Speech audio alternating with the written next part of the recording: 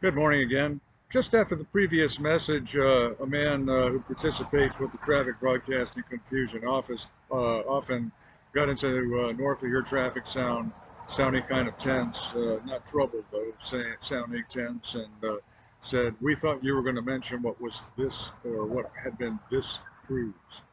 And what he was probably about was back in, I think it was in 1979, the former stepfather, Bill Love, and my mother went out on a cruise of northern Norwegian Caribbean cruise line, cruise in the Caribbean somewhere. I don't remember any details about it except, well, I don't know. They just, for whatever reason, the man in traffic sound now wanted to emphasize the particular cruise. So, what could they be about? I don't know. You know, something that I been worried about during Hurricane Ian that I'd never seen before was that that along with the storm, that there was a very long, like an advanced trail of rain all up along offshore, all the way up the eastern coast. And of course, that length of coastline is partly reminiscent of the coastline of Norway, and not the proximity, but having a very long coastline. And I reported before. I think very recently also that the former stepfather had actually said that he one time thought he had been with nuking our entire eastern seaboard. And I worried that some years ago, I forget when it was, 3 or 4 years ago, there was kind of a strange hurricane that exactly skirted all along the eastern seaboard, all the way up along the coast. It was kind of uncommon that a storm didn't go ashore anywhere completely until so far up the coast.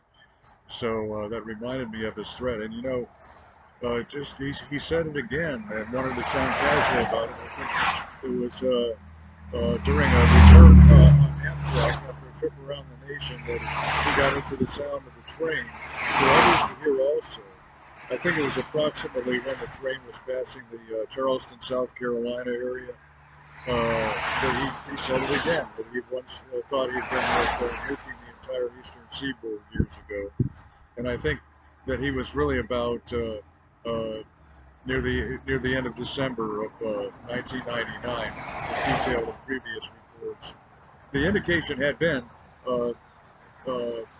that I hadn't realized at the time that Love had conspired pertaining to the possibility of taking over in a nuclear ballistic submarine, and that back in 1984, when he visited the nuclear submarine USS Grayling, that he was a guest of Ken Wolcott's and went out on on a cruise of the particular sub. Back then, Love liked to tout having driven, that he drove the sub for part of the way. And as I said in another report months ago, that about him driving the particular submarine, that the Grayling ended up years later, soon after the inauguration of Bill Clinton in 1993, that the Grayling ended up being the only U.S. submarine to ever actually collide with a Russian SSBN, the Novomoskovs. So whether that was a planned encounter or not, I don't know, but I think it is kind of significant. And it's really worrisome kind of subject matter to never really have any resolving of. And we know that there have been portrayals of how terrible, what kind of terrible destruction could be unleashed by a nuclear submarine, by submarines in our own Navy and the Navy of the Russians also.